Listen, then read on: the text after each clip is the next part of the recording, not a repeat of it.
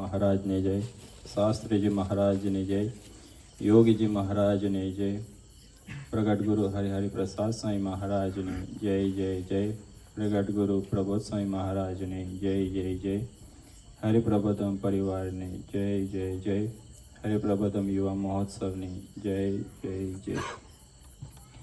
શુભ અને મંગલકારી આજનો દિવસ એટલે આપણી એક અઠવાડિક સભા. ભાઈએ બહુ સરસ પ્રસંગની વાત કરી. ભાઈ પ્રસંગની વાત કરતા એક મર્મ બી અંદર છે એ પ્રસંગના અંદર, કે હરેક સજા માટે, હરેક ગુના માટે એક સજા. હવે આ સજા જે ભોગનાર હોય ને એને ખ્યાલ આવે કે આ સજા કેવી. આપણને એ પુરુષની ગોદ મળી કે જે ભગવાને આપણું દુઃખ કાઢ્યું. આ ભગવાન કોઈ સાધારણ ભગવાન નથી, એ ભગવાન ભક્તવત્સલ છે. કે ભગવાનના જે કઈ ગુના છે, ભગવાનના જે દુઃખ છે, ભાઈ વાત કરી કે ભગવાન સ્વામિનારાયણનું વરદાન કે કરોડ વીછી કાંટિયાનું દુઃખ આવવાનું હોય મારા ભગતને, તેને રૂવાડે રૂવાડે મને કરોડ વીછીનું દુઃખ આવે. કહેતા કે આપણા દુઃખો બી ભગવાન સ્વામિનારાયણે માથા લીધા. આપણે નસીબદાર એટલા માટે કે આપણને એવા પ્રાદેશિક સંતો મળ્યા કે જે ભગવાન સાથેનો આપણો સંબંધ દિન બદિન આપણે આગળ વધારતા જાય. Fortunate R those who has the company of the messenger of the God. કહેવાનું કે જે પુરુષની આપણને જે ગોદ મળી છે એ ભગવાનની ગોદ, એ ભગવાન સ્વરૂપ ધારક કે જે ભગવાનને સાંગોપાંગ ધારીને ચાલે છે, એની આપણને ગોદ મળી છે. એટલા માટે આપણે નસીબદાર છે. ભગવાને નાગા ખાચર, સુરા ખાચરની જે વાત કરી છે, એ ભાઈએ જે વાત કરી વાસુર ખાચરની, એવાનો જ એક પ્રસંગ જોબન પગી. એ જોબન પગી એ કેવો ખૂનખાર વ્યક્તિ કે જેણે પેટલાદની ધરતી પર, આપણે આણંદ જાય એ જ એરિયામાં નડિયાદ બાજુ પેટલાદ છે, અને એ પેટલાદની ધરતી પર એક જ રાતમાં 47નું મર્ડર કરી નાખ્યું. એ વ્યક્તિ કેવો ખતરનાક હશે, આપણે ખાલી એનો વિચાર કરીએ તો એના અંદર કેવી ક્રૂરતા ભરી હશે કે એણે 47 માણસનું મર્ડર કર્યું. માણસોને જ્યારે મારે ને ત્યારે તડપે, ત્યારે આવી તડપ જોઈને બી અંદરથી એવું હૃદયમાં એવું આવી જાય કે હું ના મારું. પણ એ વ્યક્તિ એવો ખૂનખાર કે જે વ્યક્તિને 47 માણસને માર્યા બાદ બી એને એવો વિચાર નથી આવતો કે હું એને બંધ કરું. આવો ઘાતકી માણસ. ભગવાન સ્વામિનારાયણની જે શક્તિ છે, એ ભગવાન સ્વામિનારાયણની શક્તિ કે ભગવાન સ્વામિનારાયણના ગુણ કરતું અકર્તું અને અન્યથા કરતું. એ જોબન પગી સ્વામિનારાયણ ભગવાનની ઘોડી ચોરાવા જાય અને સ્વામિનારાયણના મલક દર્શન થાય. એ ઘોડી ચોરાવા જાય છે અને એ જ્યારે ચોરવા જાય ત્યારે સ્વામિનારાયણ ભગવાન એને ત્યાં રસ્તામાં દેખાય. જેટલી વાર જાય છે એટલી વાર, પણ એ સ્વામિનારાયણ ભગવાન એને એવો સાક્ષી ભેદો, એવા દર્શન કરાવ્યા કે જે ઘાતકી વ્યક્તિ જેણે 47 મર્ડર કર્યા એક રાતમાં, એ આજે સ્વામિનારાયણ સંસ્થામાં કે ભગવાનને ભગત બન્યો અને ભગવાનની સેવામાં ચાલ્યો. પછી તો એ ભગત જેમ સંઘ જાય તેમ એ સ્વામીજી સાથે કાયમ ને કાયમ, જેમ પ્રબોધ સ્વામી અત્યારે વિચરણ કરે તેમ જોબન પગી સ્વામીજી સાથે, મહારાજ સાથે વિચરણ કરે. ભગવાને જે ધાર્યું હોય ને એ કરાવવું હોય, એના ભગત પર એને એ કરાવવું હોય, એના માટે એ પરિસ્થિતિનું સર્જન કરે. જે જોબન પગીનું તીર કહેતા કે એના પહેલા તો હિંમતભાઈ તીર કામટા ચાલતા, તો એનું તીર અહીંથી લઈને પેટલાદની ધરતીથી લઈને કે ગુજરાતથી લઈને કોલકાતા સુધી એનું તીર ચાલતું. એટલું તો એનો ભયંકર તાપ, કહેતા કે ધાક એવો. તો ભગવાન સ્વામિનારાયણ સાથે એ ભગત જાય છે જોબન પગી, અને જેને એક તીર માર્યા ને માણસ મરી જાય એવી તેની બાણા હોય હતી, એટલી તેની આંચ. ભગવાન સ્વામિનારાયણ આવી રીતે છાયડામાં આંબા ઝાડ નીચે બેઠા હતા, અને આંબાના ઝાડ નીચે અત્યારે કેરીની સિઝન, જેમ કેરીઓના ઝુમકા લાગે તેમ 7 કેરીનું એક ઝુમકું હતું. અને જોબન પગીને કીધું કે જોબન ઉઠાવ તીર અને આ ઝુમકું તોડ.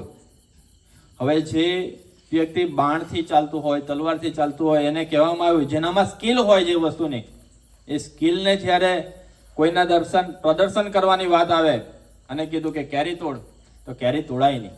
એક તીર માર્યું, આંચ ચૂકી જાય.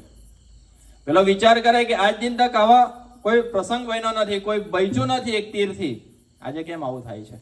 બીજી ટ્રાય કરી તો બી એ ચૂકી જાય, ત્રીજી ટ્રાય કરે છે ચૂકી જાય છે, ચોથી ટ્રાય કરે અને પાંચમી ટ્રાય મહારાજે કીધું તું બેસી જા. ભગવાનનું ગણિત કઈ અલગ છે.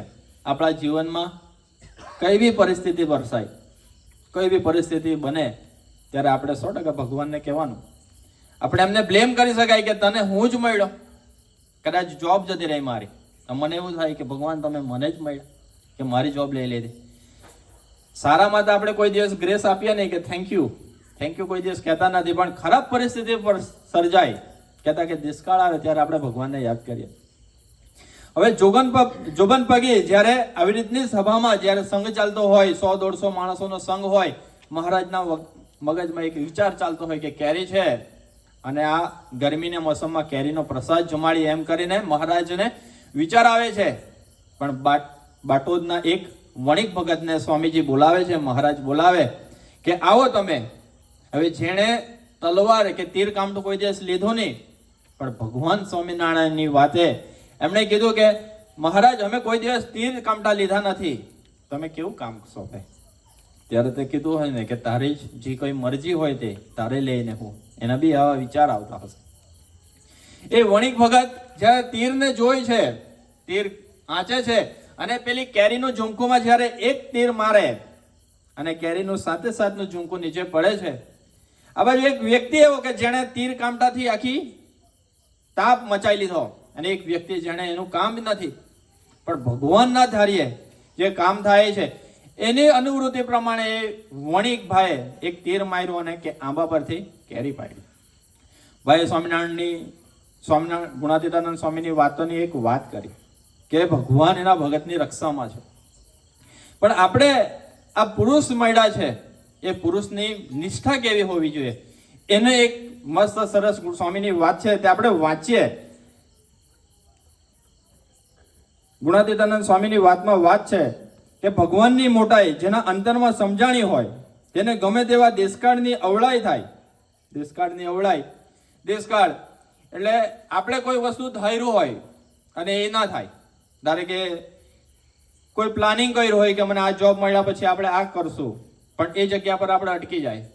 કોઈ બિઝનેસ ડીલ થવાની હોય અને એ થતી ના હોય. આપણે કઈ બી વસ્તુ ધારેલું હોય અને ભગવાન એ જગ્યા પર રોક મારતા હોય ત્યારે આપણે નિરંતર આ પુરુષની વસ્તુને વિચારવી છે, પુરુષની વાતોને વિચારવી છે અને આપણે એમની નિષ્ઠા પાકી કરવી છે. તો ભગવાનની મોટાઈ જેના અંતરમાં સમજાણી હોય તેને ગમે તેવા દેશકાળની અવળાઈ થાય અથવા દેહમાં ગમે તેવા રોગ આવે. ભગવાન જ્યારે આપણા શરીરમાં રોગ આવે ને ત્યારે આપણા પહેલા જ સવાલ હોય કે હું જ મળ્યો, તને બીજા કોઈ નહીં દેખાય, હું આટલું કરું છું અને તમને હું જ મળ્યો આ તકલીફ આપવા માટે. આપણે પહેલા એમને જ દોષ આપીએ. ઇત્યાદિમાં પણ જે એમ સમજે છે ભગવાન કર્યા વિનાનું સૂકું પાંદડું પણ કોઈ હલાવ્યો હલતું નથી એમ સમજીને સુખી રહે ને એમ ન સમજે તેને કોઈ પ્રકારે દેશકાળ આવે તો સત્સંગ ચૂથાઈ જાય. હવે ભગવાનની મરજી વગર કઈ થાય નહીં. આ બાજુ જોબન પગીનો પ્રસંગ લીધો. જોબન પગી જો અગર ધારે મહારાજ ધારતે તો જોબન પગીનું નિશાન ચૂકવાનું હતું જ નહીં. પણ આપણામાં કોઈ સ્કિલ હોય, આપણો સ્વભાવ છે કે આપણે દેખાડીએ. જોબન પગીને એવું થતું હતું કે આ તીર તો આ કેરી તો હું એમ જ પાડી નાખું. આપણને બી કોઈ જે વસ્તુમાં આવડત હોય તો આપણે વિચારીએ કે આ વસ્તુ તો મારા દમ પર થાય, પણ આપણે એ જગ્યા પર ભૂલી જાય. આપણે ભૂલી જાય કે આપણા ઉપર મહારાજનો હાથ છે, આપણા ઉપર સ્વામીનો હાથ છે કે જે મારું થાયરું તો થાય છે પણ એને જે આપણા માટે સારું છે એ જ કર્યું હોય. એકવાર મહાભારતના કિસ્સામાં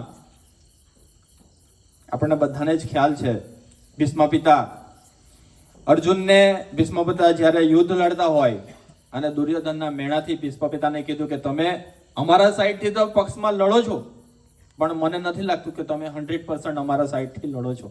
કારણ કે આટલા દિવસના યુદ્ધ બાદ બી એક બી પાંડવો મર્યા નહીં હોય. એટલે ટોણા ટોચકા અને મેણાથી દુર્યોધનના ટોણાથી ભીષ્મ પિતાએ પ્રતિજ્ઞા લીધી કે આવતીકાલના યુદ્ધમાં ક્યાં તો અર્જુન નહીં, ક્યાં તો હું નહીં. હવે ભીષ્મ પિતા એટલે બધાને જ ખબર, આ પ્રતિજ્ઞા લેવાઈ જાય ને એટલે અડધું મેદાન ટેન્શનમાં આવી જાય કે કાલે તો અર્જુન સાઈડનું પક્ષ કે પાંડવોનું પક્ષ પૂરું થઈ જશે. કારણ કે અર્જુન એક એવો વ્યક્તિ હતો એ યુદ્ધના અંદર કે જો એ મરી જાય તો આખું મહાભારતનો આખો પલટો થઈ જાય. પણ જેના પક્ષમાં ભગવાન હોય તો હવે જે પ્રતિજ્ઞા લેવાથી કોઈ ટેન્શન ના આવે. આપણને બી ઘણા એવા પ્રસંગો થતા હોય, આપણા જીવનમાં બી દેશકાળ આવે એટલે આપણે ભગવાનને ભૂલીએ. પણ પ્રબોધ સ્વામી અને સ્વામીજી આપણને શું શીખવે છે? ભીષ્મ પિતાની જ્યારે આ વાત સાંભળી અને આખી એ લોકોની જે છાવણી હતી તેમાં હાહાકાર થઈ ગયો. અર્જુન તો બહુ સરસ સૂતેલા, કારણ કે તો ભગવાનને વિચારીને અને ભગવાનના માથે પડીને જીવે. કૃષ્ણ ભગવાન આવતા હતા અને પૂછે છે કે આ બધું કેમ હોહાટો થઈ ગયો? ત્યારે પૂછે છે કે ભીષ્મ પિતાએ આવી પ્રતિજ્ઞા લીધી છે. ભીષ્મ પિતાની પ્રતિજ્ઞા સાંભળી અને કૃષ્ણ અર્જુન પાસે જાય છે, મસ્ત સૂતેલા, હલાવીને ઉઠાડવા પડ્યા કૃષ્ણ ભગવાનને. અર્જુનને કૃષ્ણ ભગવાન ઉઠાડે છે. અર્જુન આંખ ચોરીને કૃષ્ણ ભગવાનને કહે છે કે શાના માટે ઉઠાડ્યા? હવે ભગવાનના ભગત બી કેવા હોય, એમના ક્વેશ્ચન બી કેવો હોય. ત્યારે કૃષ્ણએ કીધું કે તમને ખબર નથી અને તમે કે હિસાબે શું છો? ભીષ્મ પિતાએ પ્રતિજ્ઞા લીધી કે આવતીકાલના યુદ્ધમાં અર્જુન નહીં, કહેતા હું નહીં. એટલે બધાને જ ખબર છે કે કદાચ ભીષ્મ પિતા અર્જુનને મારી જ નાખશે. ત્યારે અર્જુને એક જ સવાલ પૂછ્યો કે તમે છો કે નથી? કાલના યુદ્ધમાં તમે છો કે નથી? કૃષ્ણને આવો એક સવાલ પૂછ્યો ત્યારે કૃષ્ણજીએ જવાબ આપ્યો કે હું તારી સાથે છું. બીજી જ સેકન્ડે અર્જુન સૂઈ ગયા. આપણી આવી નિષ્ઠા કે આવી નિશ્ચિંતા છે આપણામાં? પ્રસંગ પડે ત્યારે આપણે ભગવાનનું બળ લેવા સિવાય બીજા ભગવાનના વિચારમાં કે એક જ વસ્તુ મારા પર જ કેમ આવ્યું? આપણે આ સ્વામીની વાતોની વાત કરી કે જેના અંદર જેના ધારીએ સૂકું પાંડલું બી હલાવ્યું હલતું નથી, તો આપણે વિચારીએ કે કેમ મારા પર આ દોષ પડે.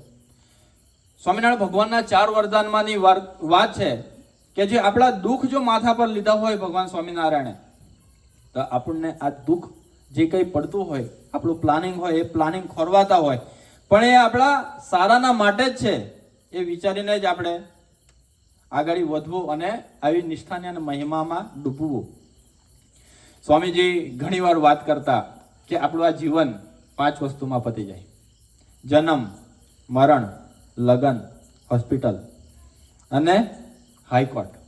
અને અત્યારે લેટેસ્ટ એક વધી બી ગયું, સ્વામીજી કહેતા કે ઇલેક્શનનો માહોલ છે એટલે ખાસ તો આ વાત કરી કે આપણું આ જીવન આ જ વસ્તુમાં પતી જાય. આપણો વ્યવહાર જ આ છે, આપણે આ વ્યવહાર ભૂલી જાય છે.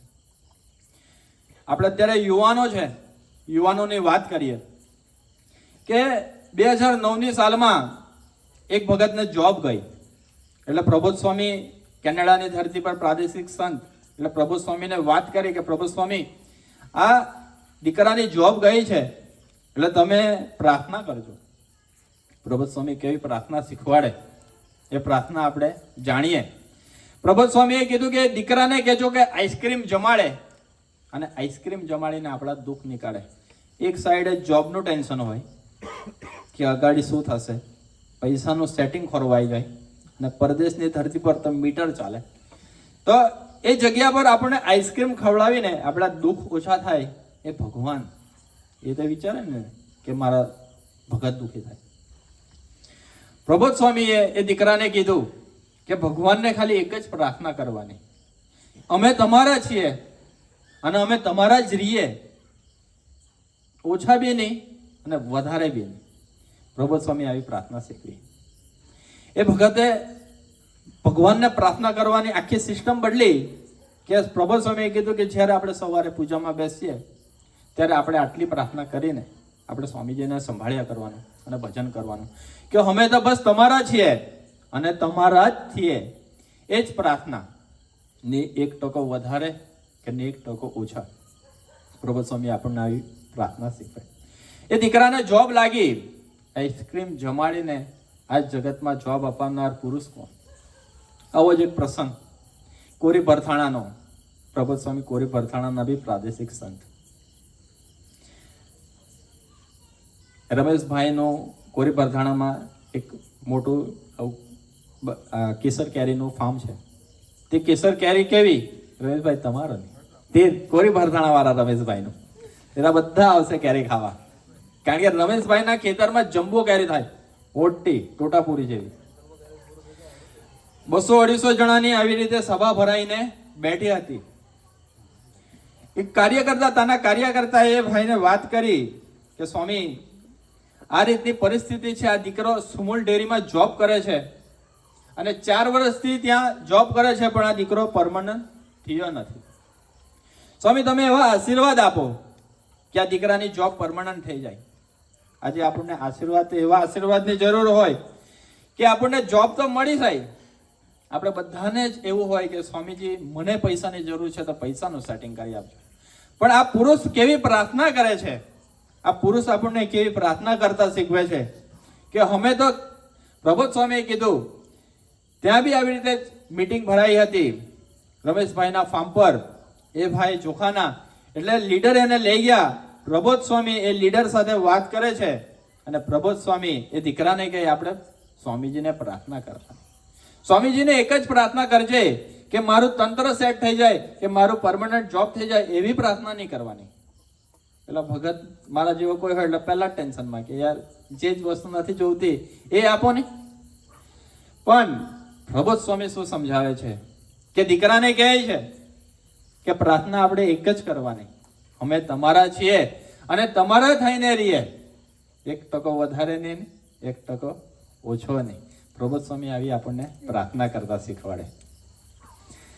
પ્રબોધ સ્વામી જ્યારે પેલા દીકરાને પ્રાર્થના શીખવાડે અને એ દીકરાને 5મા દિવસે કન્ફર્મેશન લેટર આવી જાય છે. એ દીકરાએ શું કર્યું? ખાલી એની પ્રાર્થના કરવાની સિસ્ટમ બદલી.